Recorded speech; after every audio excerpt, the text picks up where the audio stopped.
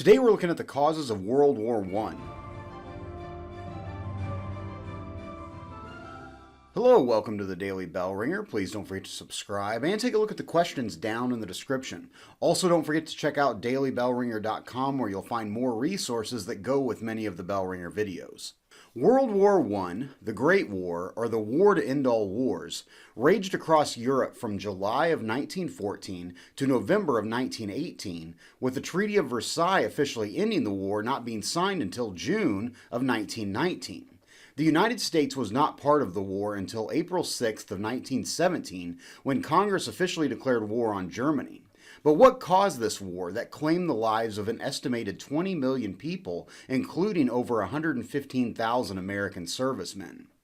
The causes of World War I are a rather complicated mix of politics, imperialism, military growth, and national pride. To see how all these factors came together, we have to focus on what was happening in Europe throughout the late 1800s and early 1900s, in which a strong sense of nationalism was sweeping across the continent. Nationalism is an intense devotion or pride to one's country or ethnic group, which is a group of people that share a common background, tradition, and language. This strong sense of loyalty led to the formation of new nations in the 1860s and 70s, as both Italy and Germany formed. Some of the older nations of Europe, such as France and England, viewed these new nations as threats. Tensions grew as more ethnic groups across Europe began to want to break away from their ruling nations and form new countries of their own.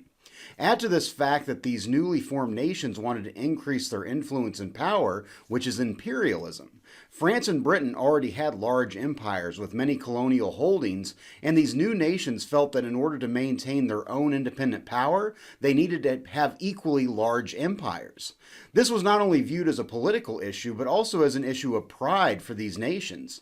Throughout the late 1800s and early 1900s, European countries came into conflict with each other as they pushed to expand their influence into other parts of Europe and the world.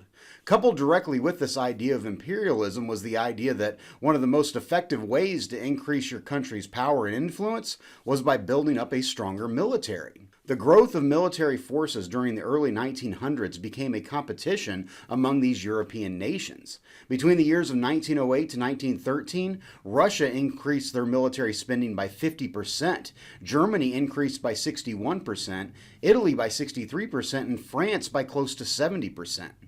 Britain for many years had always maintained the world's largest navy, but in the early 1900s, Germany began to massively expand their navy in an effort to exceed Britain's dominance at sea. The two nations became bitter rivals as both frantically built more and more naval vessels to keep up with the other in this arms race. This increased focus on building up military forces also led to a massive increase in the technology of war, as nations developed new weapons that would have a devastating impact during World War I. Lastly, in an effort to protect their interests, European nations began to enter into a complicated web of alliances, or an agreement to protect a fellow nation if that nation were attacked. In May of 1882, the Triple Alliance was formed between Germany, Austria-Hungary, and Italy. Other European nations felt threatened by these alliances, especially France and Russia.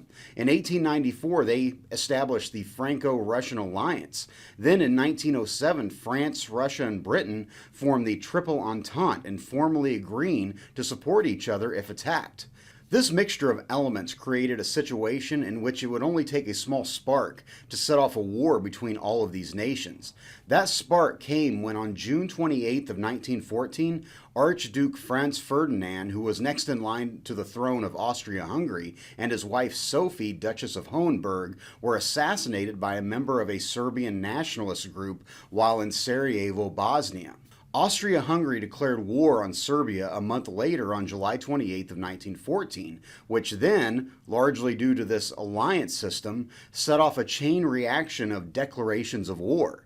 Russia had agreed to protect Serbia, and Germany had agreed to aid Austria-Hungary. So on August 1st, Germany declared war on Russia. Then, since France and Russia were allies, Germany then declared war on France.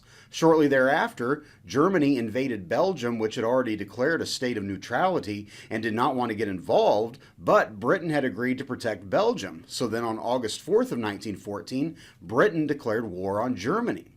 As the war got underway, two sides aligned. The Allied powers included Great Britain, France, and Russia against the Central Powers of Germany, Austria-Hungary, and the Ottoman or Turkish Empire. Interestingly, Italy, who had been in the Triple Alliance, secretly formed an alliance with Britain, France, and Russia and entered the war on their side in 1915.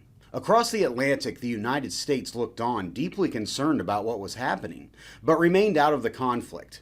President Woodrow Wilson declared that the United States would remain neutral. However, as time wore on, the U.S. faced more and more pressure to enter the war. But that is for another bell ringer. So with that, hopefully you learned something, and thanks for watching.